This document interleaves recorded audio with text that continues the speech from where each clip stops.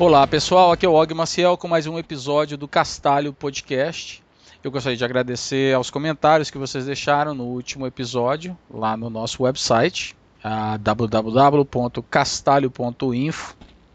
E eu acho que a qualidade do áudio deve ter melhorado porque ninguém falou mais nada. Então, se vocês têm mais algum comentário, por favor, vai lá no website, deixa o comentário como que está a qualidade do áudio em termos dos canais, se está uma voz do lado esquerdo e uma voz do lado direito quando você escuta com o fone de ouvido.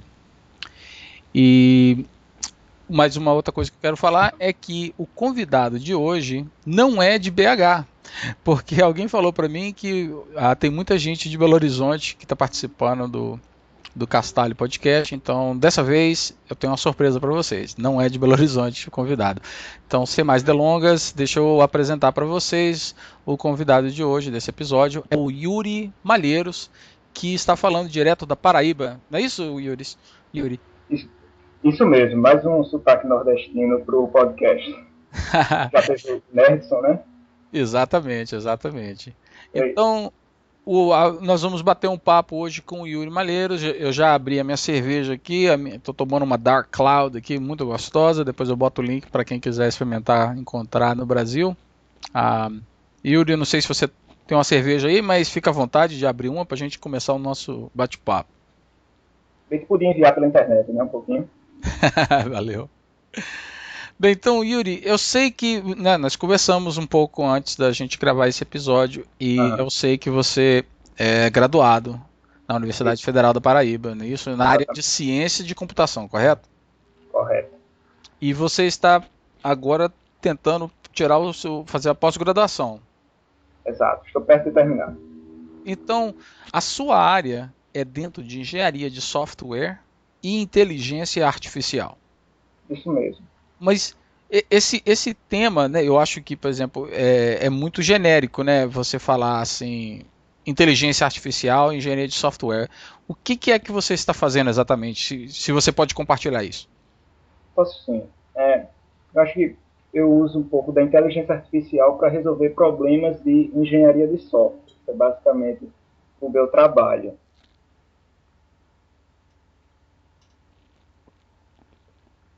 Então, assim, o que eu faço assim, mais exatamente, eu trabalho com sistemas de recomendação voltado para problemas de engenharia de software. Então, a gente tem muito problema assim de como resolver um certo problema que está aberto lá no projeto. Tem um pedido de mudança, qualquer um bug lá no bug tracking, né? Certo. Então, muitas vezes, se você for um cara experiente lá no projeto, provavelmente você já sabe onde mexer. Mas aí, muito no mundo do software livre, a gente vê muito. Tem um cara que quer contribuir lá com o projeto, ele está chegando agora. Então ele pode não ter a mínima ideia de onde é que ele tem que mexer para resolver um problema que ele vê lá que está aberto no bug tracking. Então, o meu trabalho ele tenta facilitar isso daí, né? Tenta apontar uma possível solução para um bug que está aberto lá no bug tracking.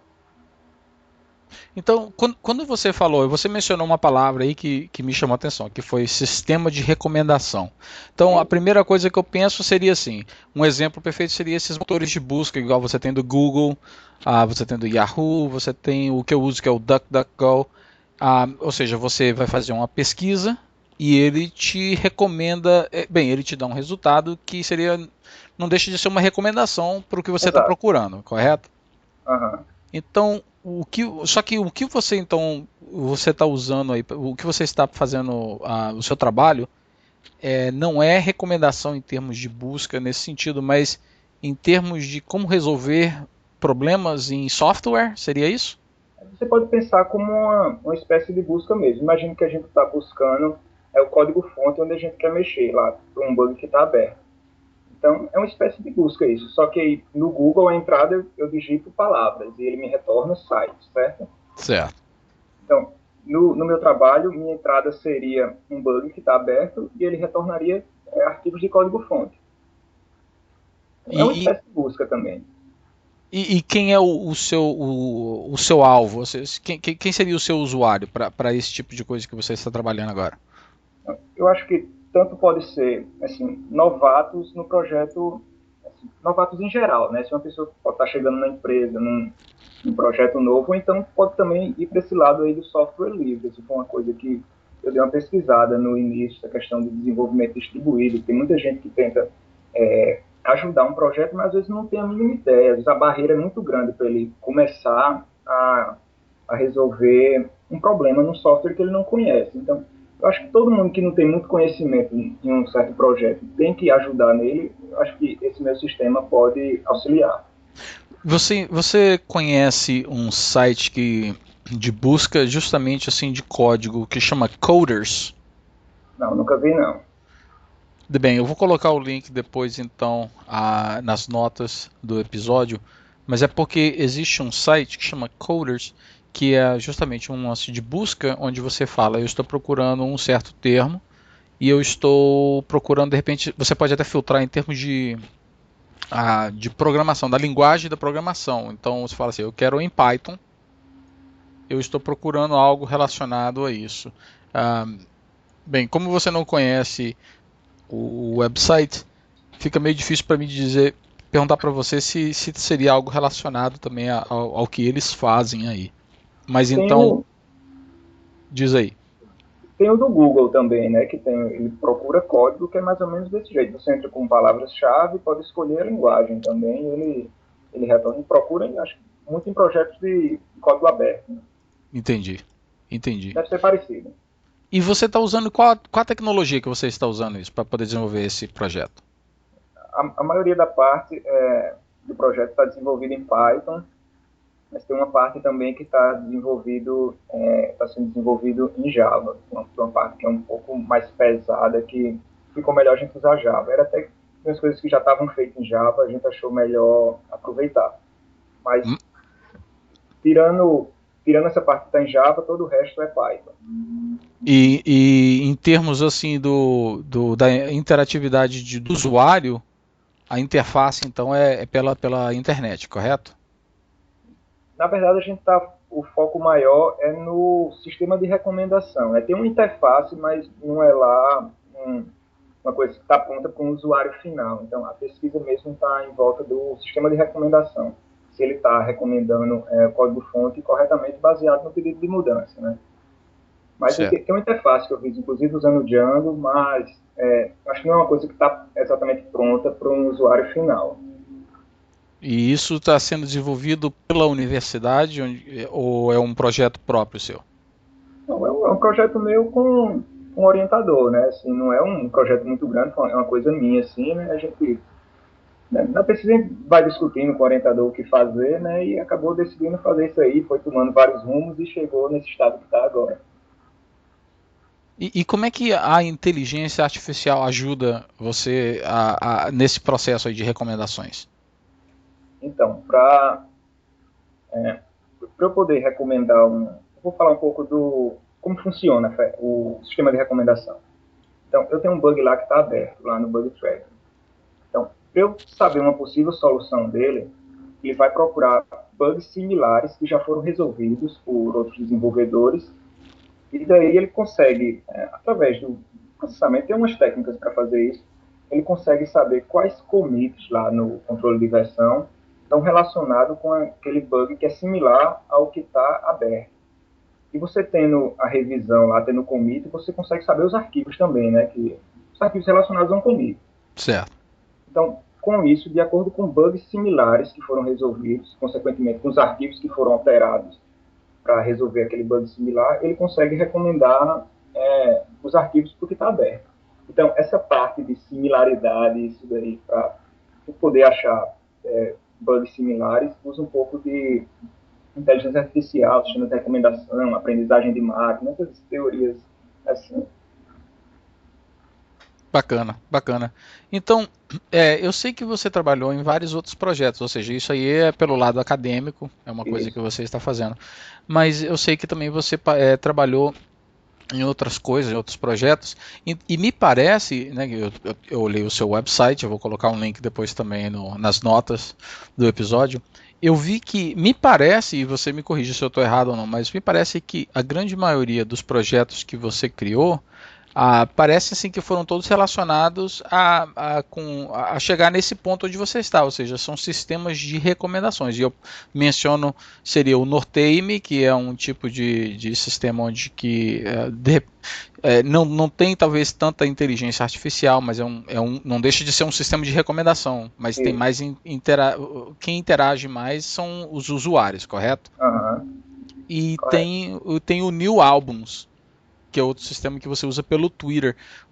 Você quer contar como é que nasceu o Nortame e o New Albums?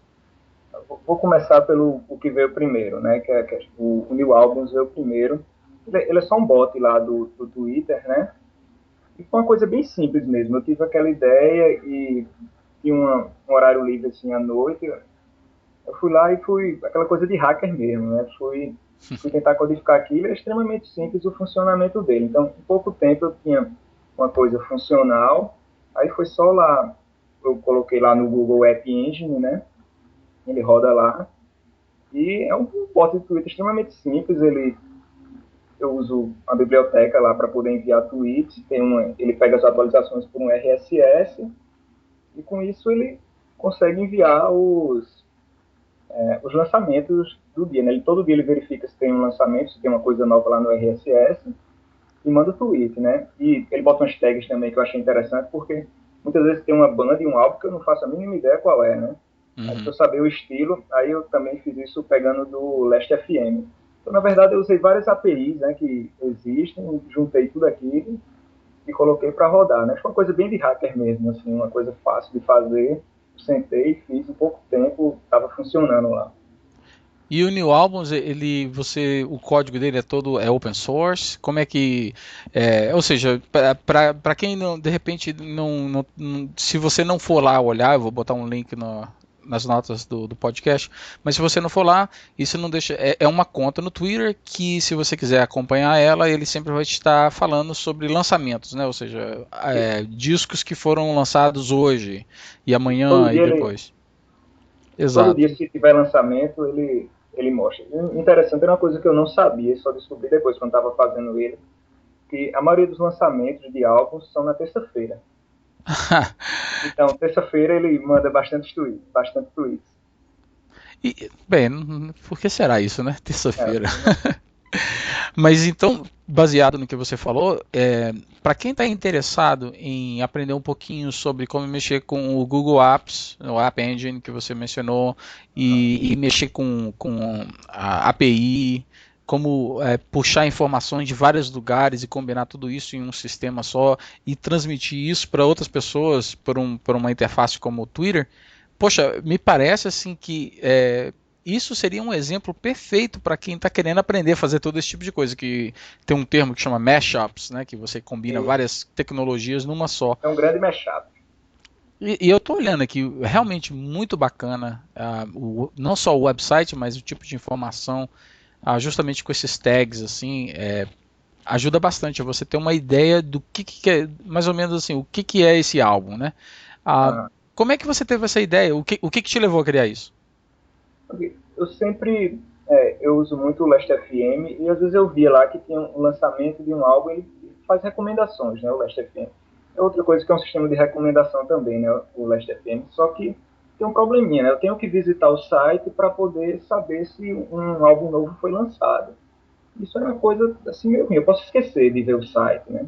Eu não entro nele todo dia. Então, eu estava pensando, eu fiquei querendo uma forma de receber aquilo sem precisar acessar um site, que aquilo simplesmente aparecesse para mim.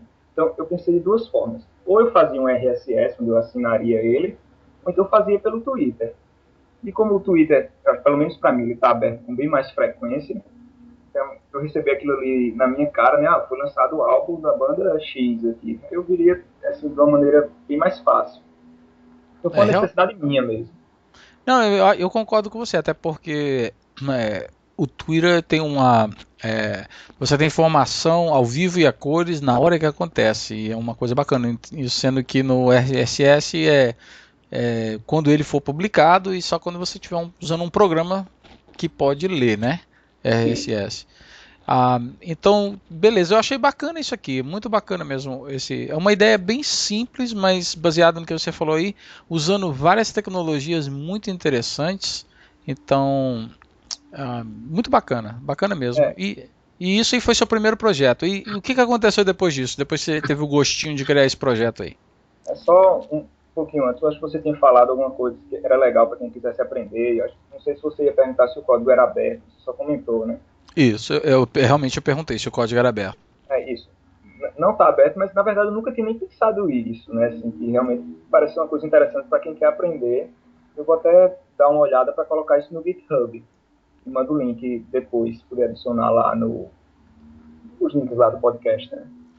Porque você imagina, alguém que está querendo aprender a trabalhar com essas tecnologias de social network e aproveitar também a tecnologia do Google Apps Engine, eu acho isso aqui perfeito. Seria um exemplo assim perfeito para quem quer aprender a programar, a criar algum sistema.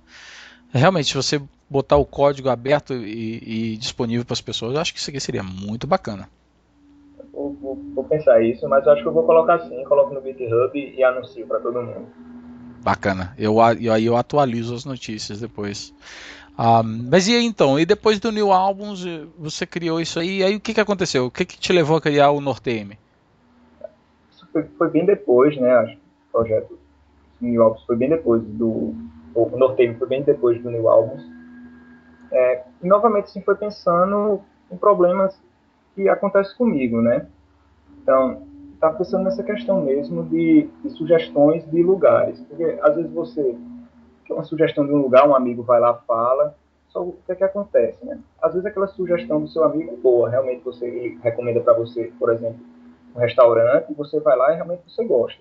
Só que nem sempre isso acontece. Às vezes o amigo acha que aquilo é bom, às vezes ele até realmente gostou.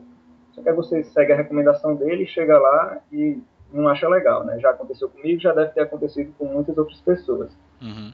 Então, eu pensei de uma forma que você pudesse perguntar para o maior número de pessoas possível e para que você conseguisse filtrar essas recomendações. Então, essa ideia foi amadurecendo, né? Eu também, ela começou surgindo bem assim no esquema que foi o New Alves. Eu fiz um protótipo bem rápido, assim, onde você podia adicionar as perguntas e responder.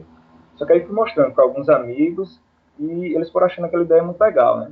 Então, eu parei um pouco, aí, não, vou dar uma polida aqui no sistema para colocar ele no ar. E é uma coisa bem interessante, ele está evoluindo aos poucos, eu espero, quando finalizar minha dissertação, ter um pouco mais de tempo para trabalhar com funcionalidades para ele, porque eu acho que a ideia é bem legal, as pessoas sempre vêm com feedback bom sobre o Norteio. E qual é a tecnologia que você usa? É Que você Django. usou? Tudo em Django aqui então. Isso. Python é a minha primeira linguagem. Quando eu preciso resolver um problema, se eu conseguir resolver nela, vai nela mesmo. É muito bacana. Eu tô vendo aqui que tem um monte de pergunta sobre como fazer judô, comer frutos do mar. E você acha que quantos usuários você teve, por exemplo? Você acha que você teve uma boa recepção esse tipo de sistema? Assim, ele está com. Tem mais usuários aqui na minha cidade, né? Então, ele foi divulgação, até questão de amigos, né? Aquele boca a boca. Então, aqui em João Pessoa realmente tem vários usuários, e se você entrar na cidade, nortei.me/João Pessoa, realmente vai ser onde tem mais perguntas, né? Tem alguns em Recife, tem alguns espalhados em outras cidades, mas é pouco comparado aqui com João Pessoa. Então, a maioria dos usuários são todos daqui. Esse pessoal realmente gostou. Acho que no começo teve, assim, eles usavam mais e agora está usando não tanto, né? Mas também isso é um tipo de sistema que ele vai ficando cada vez mais interessante com mais usuários. Então, no começo eu já meio que esperava isso mesmo. Tem um crescimento pequeno e eu espero, né, que acontece com esse tipo de sistema. E se ele realmente for útil e as pessoas acharem ele útil, ele tem um boom, assim, porque quanto mais usuário ele vai ficando mais interessante, mais gente vai querendo usar e assim a coisa vai crescendo, assim, cresce meio que exponencialmente. É muito bacana. Eu fui olhar aqui na cidade onde eu nasci, no Amapá, mas até agora ninguém procurou por nada por lá. Então depois eu vou checar de novo. O interessante é que, por mais que às vezes tenha cidade que não tem muita pergunta, quem conhece o sistema, acho ele muito interessante, assim, acho ele útil, né? Porque tanto você pode saber coisas assim da sua cidade, você quer sair, sei lá, quer comer, quer tomar uma boa cerveja, por exemplo, e queria outras sugestões. Eu conheço vários bares, mas poderia ter um bar que eu não conheço, né? Então você pede sugestão e pode descobrir coisa nova. Mas tem um Uhum. outro uso bem interessante, que é com uma cidade que eu vá viajar, que eu não conheço nada lá. Então, dizer que eu vá viajar lá para sua cidade, no Amapá, né? Uhum. E querer saber, onde é que eu posso tomar uma cerveja lá na cidade que o Og nasceu. Então, eu poderia perguntar lá e usuários da própria cidade responder, e assim eu sigo a recomendação deles, que possivelmente vai ser uma recomendação boa. Bacana. E é tudo escrito em Django e código aberto? Como é que é? Não, o código não tá aberto, não. Mas é todo em Django, em Python. Essa questão também de código eu não cheguei a pensar. O sistema é bem novo, ele tem, acho que tem uns 2 meses só, então ele está aí para, por enquanto, estou evoluindo ele devagarinho. Quando eu tiver um pouco mais de tempo, aí vou tem uma série de funcionalidades que eu quero colocar nele, que eu acho que vai ficar bem mais interessante. Bem, eu achei assim, olhando ele assim hoje, eu achei ele bem bacana e mais uma vez seria assim, você criou todo o design dele em termos do o design do website e é claro que o código você escreveu todo, mas foi você que criou tudo de ponta a ponta ali o negócio?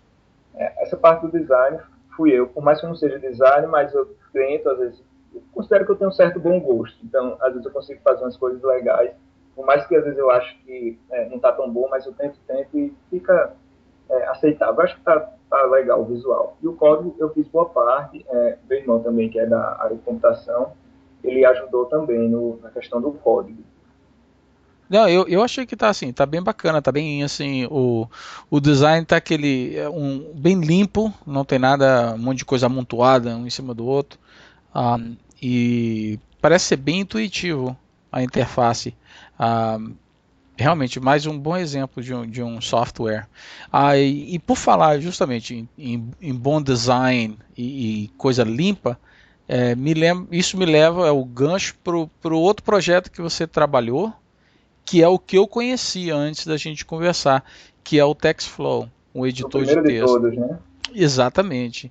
Então, primeiramente eu preciso falar, o comentário que eu tenho é que se você que está escutando esse episódio está interessado em aprender como programar em Python, eu recomendo você dar uma olhadinha no código fonte do TextFlow, porque o Yuri realmente fez assim, um trabalho excelente em termos de documentação, de best practices, de como escrever o seu código, como organizar os algoritmos e tudo mais. É um excelente exemplo de um programa muito bem escrito em Python. Ah, você no seu blog você mencionou que o TextFlow a ideia nasceu porque você não estava contente com os editores de texto que existiam no Linux e Exato. você queria criar algo. Quanto tempo que demorou para você, assim, do momento que você falou assim, eu quero escrever algo, eu quero criar meu próprio editor de texto. Quanto tempo demorou para você ter algo que você começou a usar? Demorou um certo tempo, até porque eu estava na graduação ainda, eu não sabia tanta coisa de programação. E além desse estímulo de não gostar dos editores que eu usava, eu tinha aquele estímulo também de querer criar uma coisa que as pessoas pudessem usar, né? Uhum. Eu vi, você está lá na universidade, você faz uma série de trabalhos, mas muitas vezes é um trabalho para uma disciplina e que você olha lá para o trabalho, isso aqui é para o professor me dar uma nota, isso aqui ninguém vai usar. Infelizmente existe muito trabalho desse tipo. E às vezes é realmente até necessário, porque você está muito no começo, né? Eu estava mais ou menos no meio do curso quando comecei a criar o TextFlow, mas aí eu juntei essas duas coisas, né? Eu não gostava de nenhum editor que eu usava e queria criar uma coisa minha. Queria ver, eu sou capaz de criar uma coisa que as pessoas possam usar, não só aqueles projetos que o professor me dá uma nota.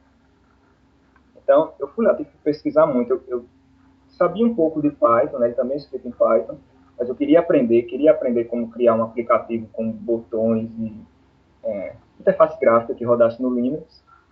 E fui criando, fui estudando bastante, fui criando, e ele foi evoluindo com o tempo, né?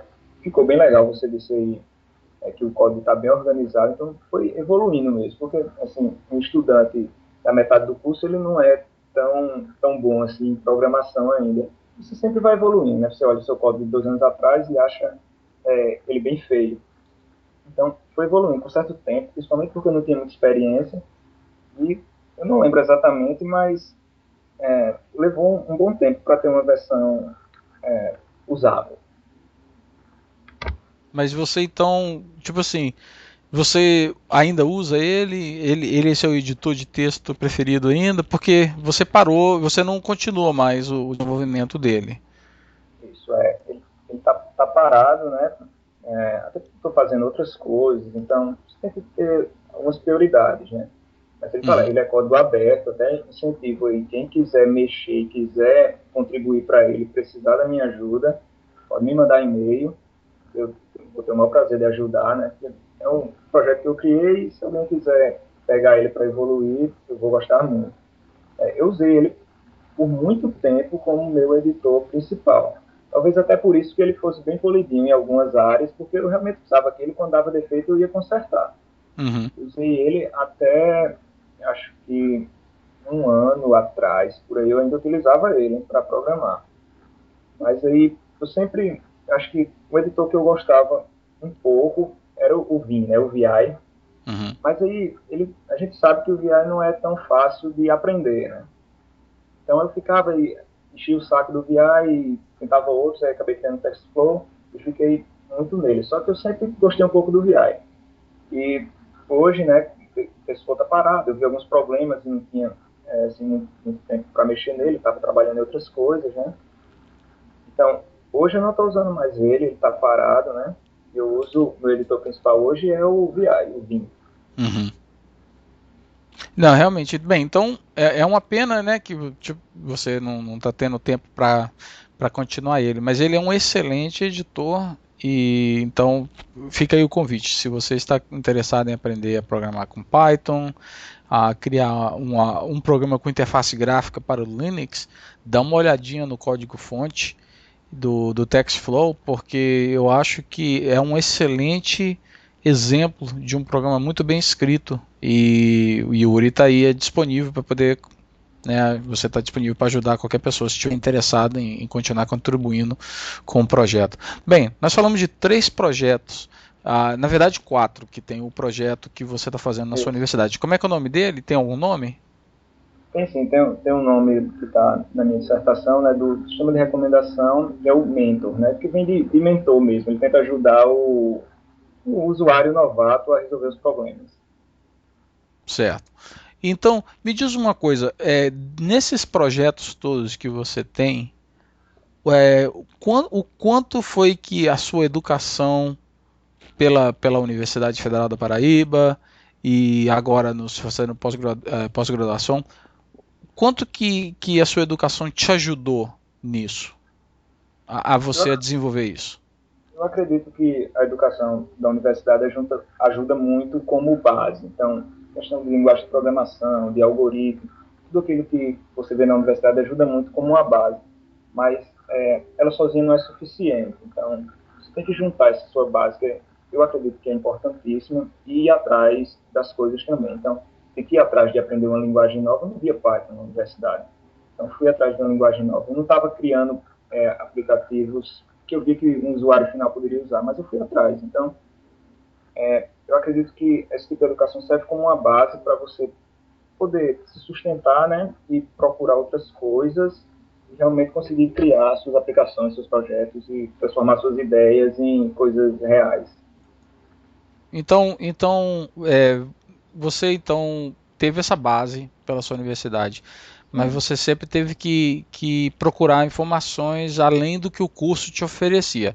Então, esse é o Yuri, o estudante, fazendo pós-graduação, ah, então vendo que a educação só dá aquela base. Ah, você também é um professor, não é isso? Você é Isso. professor no Instituto Federal da Paraíba, é isso? Instituto Federal de Ciência e Tecnologia da Paraíba. Então, o Yuri professor, o que é que você fala para os seus estudantes justamente sobre isso?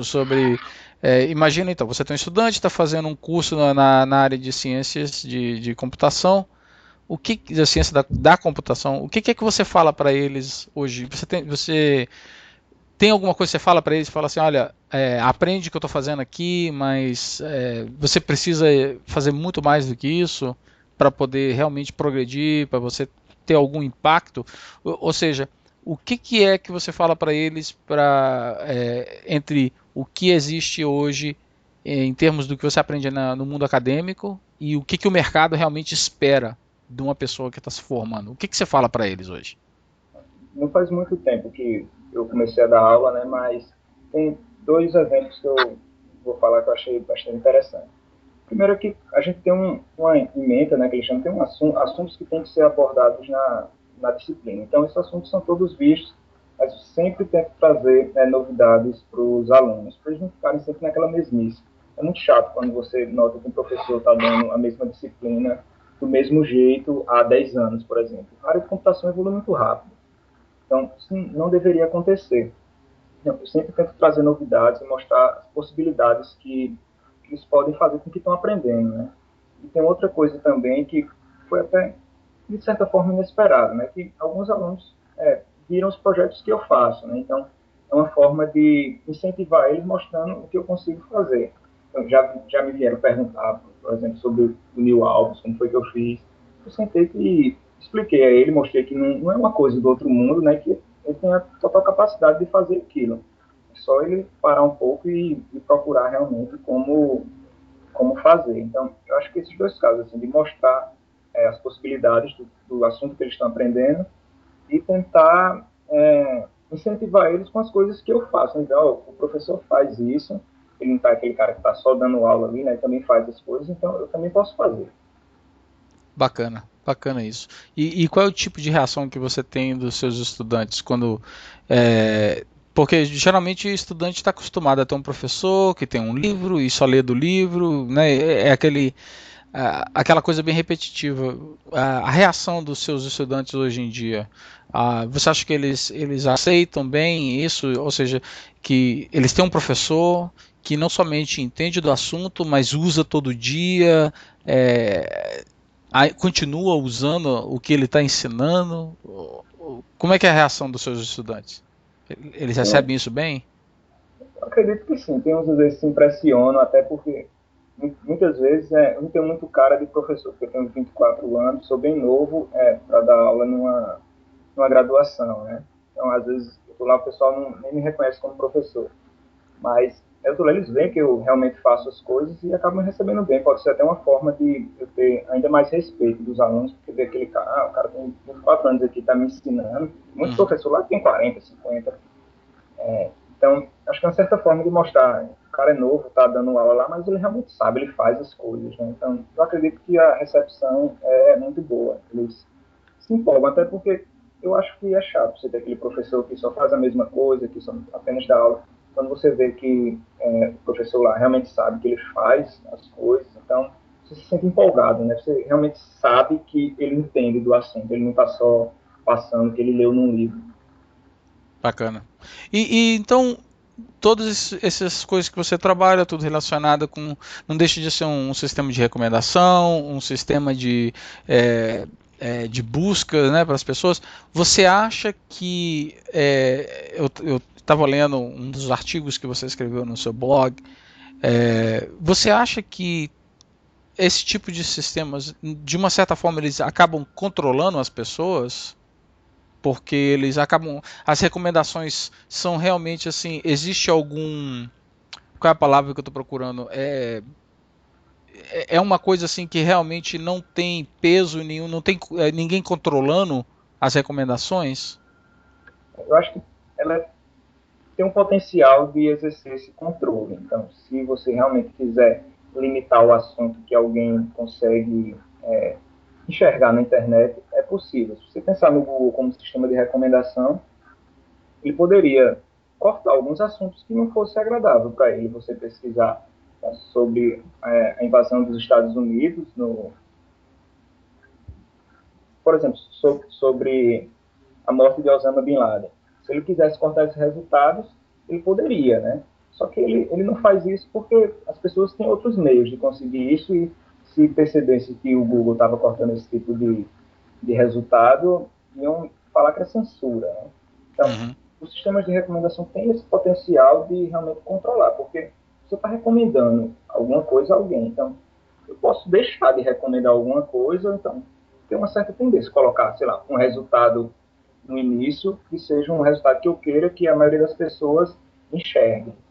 Então, ele tem esse potencial, mas, por outro lado, ele é uma coisa essencial para o tamanho do fluxo de informações que a gente tem na rede hoje, porque não dá, né? Se você for pensar o tanto de coisa que a gente consome, se você fosse receber tudo, né? Se não tivesse como, tanto site que a gente tem, se não tivesse como a gente pesquisar, por exemplo, seria horrível, né? Você não conseguiria achar as coisas que você deseja na internet. Então, o sistema de recomendação ele passa por um papel essencial de acordo com o aumento do fluxo de informações.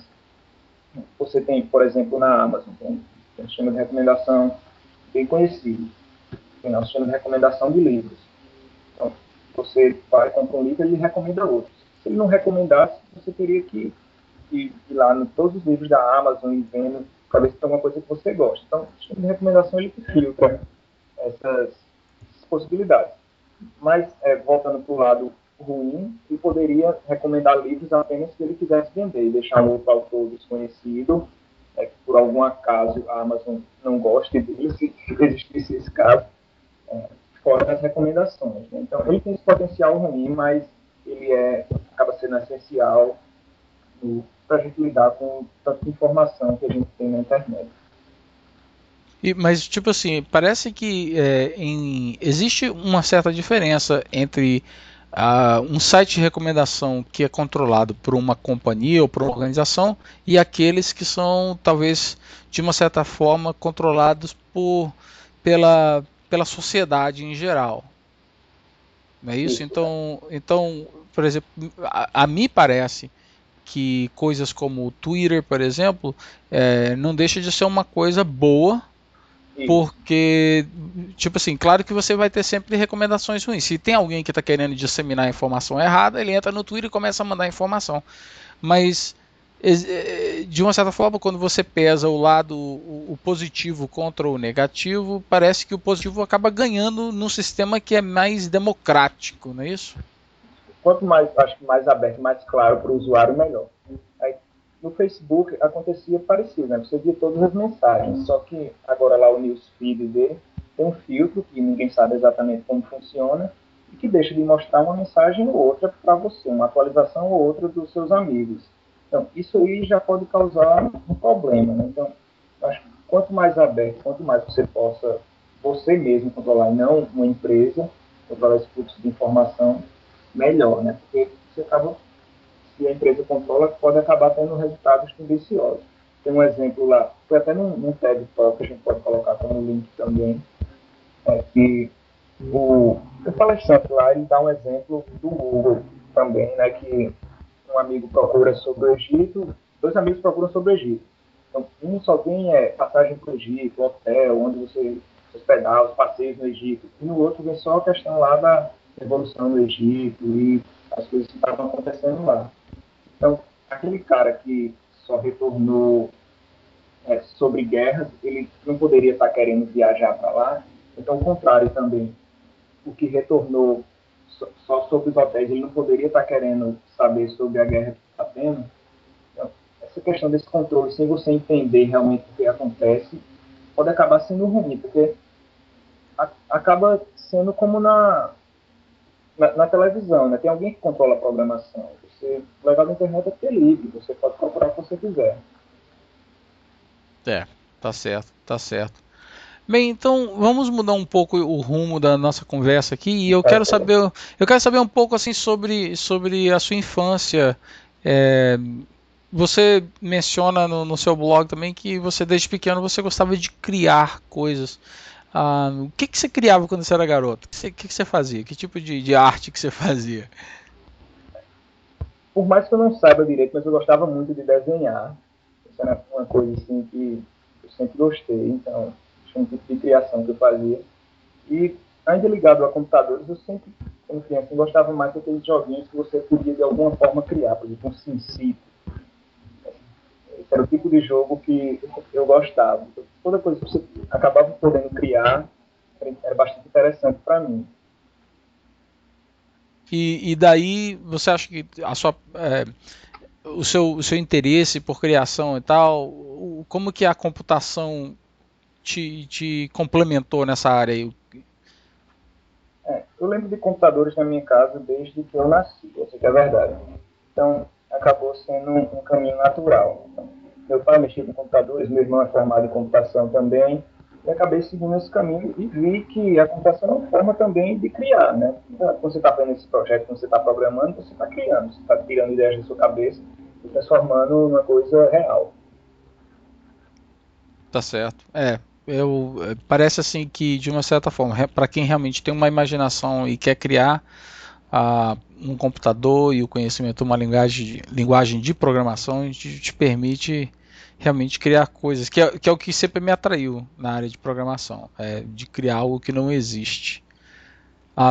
E então, falando justamente sobre infância, sobre criação, é, se eu fosse fazer um filme sobre Yuri Malheiros hoje, qual seria, primeiramente, a sua trilha sonora? Putz, vai ser difícil escolher, viu?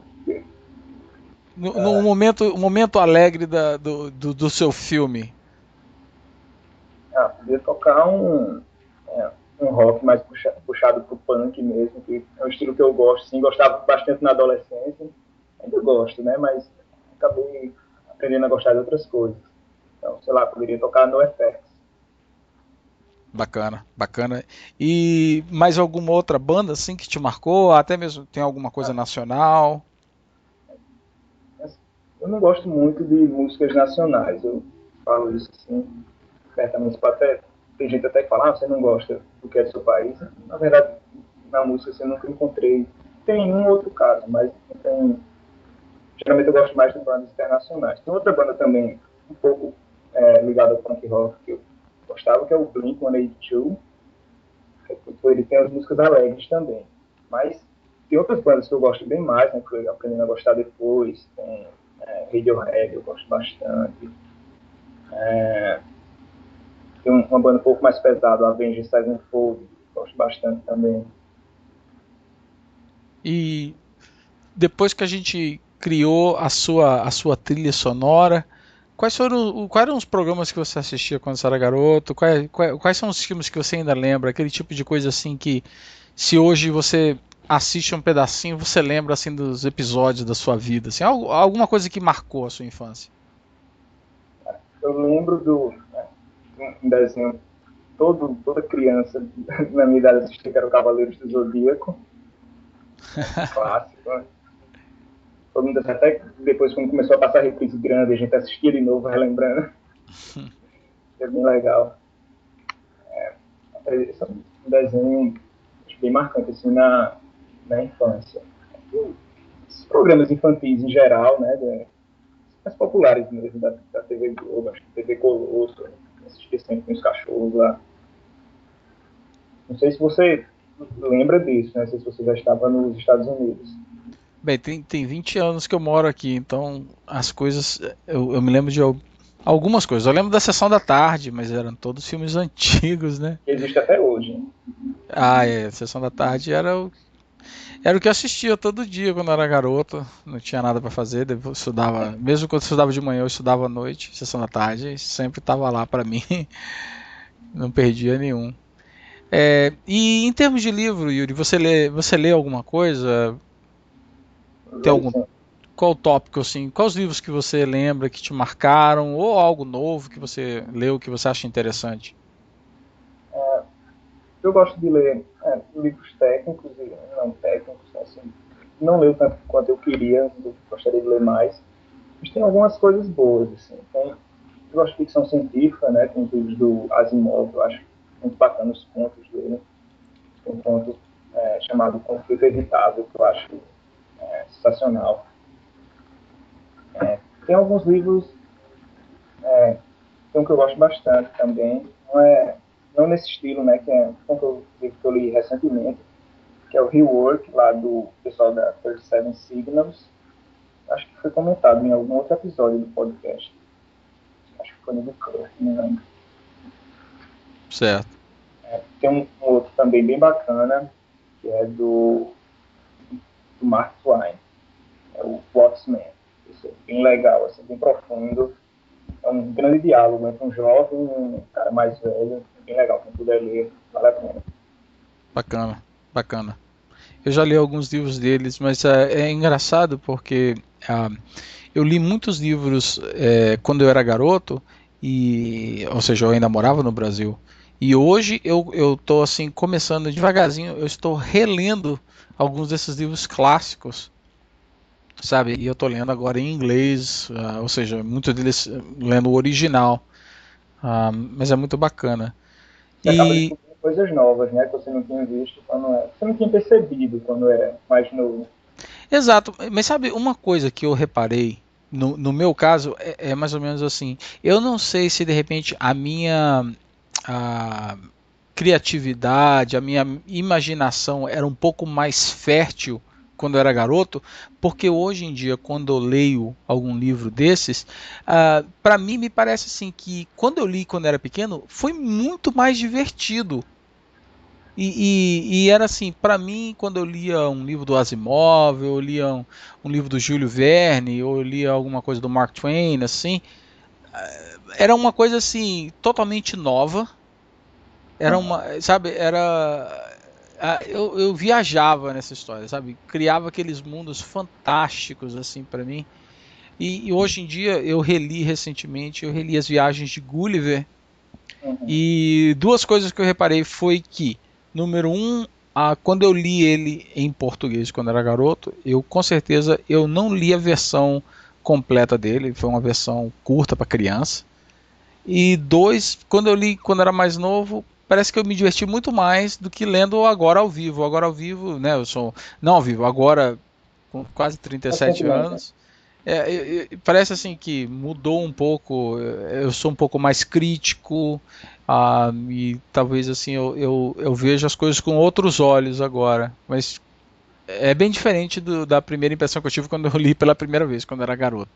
Mas isso é comum mesmo. Assim, a cabeça das crianças são mais criativas, né? Elas não têm muita marra, não têm muito limite. Assim, ela pensa do jeito que ela quer, né? Quando você vai crescendo, parece que vão limitando sua criatividade. Isso é, de certa forma, é ruim, né? Mas é uma coisa comum e que acontece mesmo. Quando você imagina, você é mais criativo, você tenta de tudo, não tem medo de nada, né? É, com certeza, com certeza. E eu, como eu falei, eu tenho começado a, tô relendo vários livros. De vez em quando eu dou uma, entre os livros que eu leio, eu pego um livro antigo, assim, para me ler um clássico sei lá, me parece assim, eu fico naquela expectativa, assim, a memória que eu tenho era uma coisa tão fantástica. Aí eu vou ler, às vezes é até um pouco decepcionante para mim, sabe? Quando eu leio o livro, eu falo assim, não, Talvez seja melhor você parar de ler, né? Para não quebrar a magia. exatamente, que a memória que eu tenho, sabe, que eu cresci assistindo, como eu falei, Sessão da Tarde, então, viu aqueles filmes do Simba, assim, que passava Uhum. Simba, e tinha algum, às vezes passava até uns desenhos, assim, sobre filmes do Júlio Verne, e Tom Sawyer, do Mark Twain, então, aquele negócio, assim, me encantava, sabe, eu viajava, e não é pra dizer que eu só lia coisa americana também, eu adorava Monteiro Lobato, que é um dos Uhum. meus autores preferidos, mas hoje em dia eu releio algumas coisas e perde um pouco daquela mágica, sabe? Aquele efeito mágico que teve em mim. Mas eu acho que realmente seu conselho eu vou pensar muito bem no seu conselho aí. Tá Ah, certo. bem, Yuri, uma outra coisa que eu queria te perguntar era, você participa de comunidades, né? Porque no seu blog você mencionou de uma comunidade Python que você foi numa reunião estes dias. Você participa bastante de outras comunidades, assim, ou seja, além de você estudar, além de você fazer suas pesquisas e de vez em quando trabalhar nos seus projetos, que tipo, como é que é o seu tipo de interação? Você é o tipo de pessoa que fica sempre atrás da internet ou você é uma pessoa que gosta de ir lá e conhecer as pessoas e ao vivo e a cores e participar de eventos e tal? Eu gosto muito de conhecer as pessoas, participar de eventos, né? Tem. falando em comunidades, aqui em João Pessoa a gente está bem movimentado na questão do hora extra, que até começou no Rio de Janeiro, na verdade, mas aí tem outras cidades que estão fazendo, a gente começou a fazer aqui também, então junto um monte de gente que gosta de tecnologia, leva todo mundo para um bar e a conversa é livre, né? Claro que vai acabar caindo em assuntos do trabalho da gente, mas é bem divertido o pessoal se conhecendo. Tem muita gente, às vezes, que gosta mais de ficar atrás do computador, mas aí acaba indo, né? Você conhece gente muito interessante e isso vai dando uns resultados bem legais, né? Então, tem uma hora extra, estão também fazendo agora a questão do dojo, né, que é para treinar para programação, para você aprender boas práticas. Então, essa ideia já saiu lá do hora extra, uma coisa que a gente está movimentando aqui em João Pessoa. E a questão lá do grupo do Python foi em Recife. Eu conheço o pessoal lá, né? Agora, eu estou morando aqui em João Pessoa, mas minha pós-graduação é lá. Então, conheço várias pessoas por lá, então eu me chamaram, me convidaram para dar uma palestra lá, e eu fui, conheci o pessoal, já tem gente que eu conhecia. Então, sempre que possível, eu gosto de participar dessas comunidades ao vivo e a cores. Eu participava bastante também, eu concordo com você e recomendo que só o fato de você estar interagindo com outras pessoas, mesmo que você talvez se sente meio acanhado, você fala assim, pô, mas eu não sou programador, pô, eu não tenho nenhum projeto, eu não participo de nada, mas só o fato de você ir lá e conhecer, muitas vezes desmistifica um pouco até mesmo as pessoas que você lê sobre eles, você escuta sobre falar as pessoas, e quando você tem a oportunidade de sentar lá e tomar uma cerveja, tomar um café do lado da pessoa, bater papo, assim, essa experiência é muito boa, né? Você vê assim que a pessoa é uma pessoa normal, igual a você, e não deixa de te engrandecer muitas vezes. E eu tenho certeza que as outras pessoas também sentem a mesma coisa, escutando o feedback de pessoas assim que são novas, né? Traz um novo ângulo em qualquer tópico que você esteja discutindo. Então, Muito bom conversar com gente inteligente, né? Você vê um outro ponto de vista, você se inspira com o que aquele cara fala. É bem legal mesmo. Eu recomendo muito para quem puder, até se na sua cidade não tiver, comece a juntar um pessoal, fazer uma hora extra desse. Se na sua cidade já tiver, participe, né? Se for alguém de uma pessoa que esteja escutando, venha para hora extra daqui, que é bem legal. então vai lá, ó, você mora em João Pessoa, vai no Hora Extra, e Yuri vai lá e vai comprar uma cerveja para você. Ou um café, um refrigerante, o que seja que Se você você não goste. beber, né? É. Yuri, olha, não parece para mim que a gente está conversando tanto tempo, mas já tem quase assim, tem um bom tempo que a gente está conversando, quase uma hora. Então, infelizmente, eu vou terminar a nossa entrevista agora, só para não quero que fique muito grande o episódio, mas Ninguém vai aguentar escutar até o fim, né? não, eu tenho certeza que vai sim, muita coisa interessante.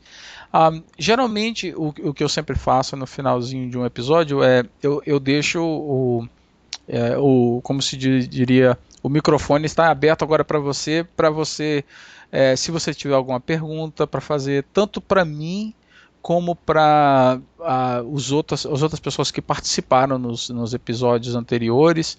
Se você tem alguma pergunta, ou se você tem algum comentário, ou de repente até se você quer dar algum conselho para alguém, o que você gostaria de aproveitar os 2 próximos minutos? O que você vai falar para a gente?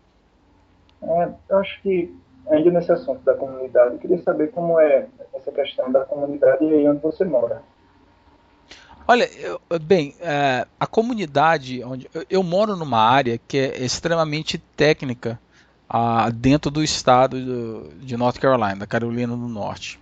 Uhum. Então nós temos aqui grandes companhias, como nós temos a IBM, nós temos a Cisco, nós temos a Red Hat, que é claro que quem mexe com Linux conhece a Red Hat, que fica. Eu trabalho na mesma cidade onde fica a sede da Red Hat. Então existe muita coisa acontecendo aqui. Além dessas companhias enormes, existem polos acadêmicos enormes. Nós temos a Universidade de North Carolina, que é justamente aonde eu moro, na cidade de Chapel Hill. Tem a Universidade de North Carolina Estadual, que fica, aliás, a sede da Red Hat fica dentro da Universidade Estadual de North Carolina. Legal. E temos também a Wake Forest e tem outra que chama Duke. Então são assim, é um polo aqui. Então em termos de comunidade, existe evento para tudo quanto é coisa, sabe? Existem essas reuniões que acontecem todo mês para pessoas que mexem com PHP, para gente que mexe com Python, para gente que mexe com Java, e tem também, mensalmente, tem reuniões dos usuários de Linux, sabe? Então, tem bastante coisa acontecendo aqui. Mas me parece assim que as pessoas aqui, que é uma coisa que eu curto bastante, é que não tem ninguém que fica assim brigando por causa de distribuição de Linux, sabe? Então é bem aberto, assim, não vamos botar camisa, não vamos vestir a camisa de uma distribuição, vamos vestir a camisa da tecnologia que nós vamos discutir. Então eu acho muito bacana, porque você pode ir lá e você pode conversar com as pessoas muito inteligentes e de mente completamente aberta, assim, pessoa que escuta você, aceita a sua opinião, te escuta, aceita a sua opinião e apresenta ângulos também diferentes, sem ser assim de uma forma assim mal educada ou grosseira, apresenta o ponto de vista deles. Então eu gosto bastante. E, aliás, amanhã eu vou até num bar camp, que eu não sei, para quem não conhece o que é um bar camp, é um evento onde que você não tem uma agenda. Você chega lá na hora e você tem a oportunidade de apresentar um tópico que você gostaria de apresentar algo, ou um tópico que você gostaria que alguém apresentasse algo. E aí você, de repente, você coloca a sua ideia na parede, eles criam uma tabela, você fala assim, eu quero... e realmente vale de tudo, sabe?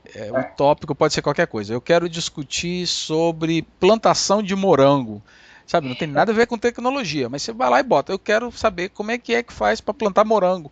Bota o tópico. Se alguém que está lá presente entende do assunto ou também tem o mesmo interesse, eles votam. E se você recebe bastante voto nessa sua sugestão, aí você se junta e tem uma reunião. Então, amanhã mesmo eu estou indo num bar camp que vai acontecer dentro da Universidade de North Carolina. Então eu espero, eu acredito que vai ter muita coisa relacionada ao mundo acadêmico, mas muita coisa relacionada a Zope e muita coisa com Drupal. Mas eu gosto aqui do ambiente, sabe? Tem bastante espaço para todo mundo. É bem legal, gostei desse formato do evento do Bar Camp. Não conhecia que funcionava assim não, mas parece bem legal. E eu recomendo. De repente, vocês no Hora Extra devem fazer algo assim, né? Mas qualquer coisa a gente... qualquer coisa a gente pode até discutir depois do episódio do podcast que a gente pode discutir, mas é um formato bem interessante e acontece muito aqui nos Estados Unidos, bar camps. Eu participo todo ano de um que acontece justamente na sede da Red Hat, mas esse que vai acontecer na universidade aqui dentro da minha cidade, amanhã vai ser a primeira vez que eu vou participar e eu tô bem animado para poder ir lá. É massa. Bem, então é mais ou menos isso aí. Yuri, eu te agradeço. Eu sei que você é uma pessoa extremamente ocupada, principalmente porque você estuda e trabalha. Então eu te agradeço por nos presenciar aqui no podcast.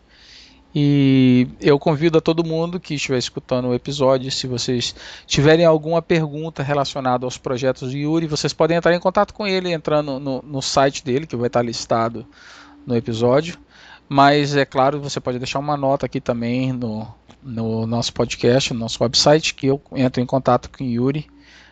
Mas dá uma olhadinha depois nas informações. Você pode seguir o Yuri pelo blog, pelo Twitter dele. E, é claro, como eu falei, deixando um comentário aqui. E, Yuri, muito obrigado. Tá? E, pessoal, até o próximo episódio. Um abraço. Tchau.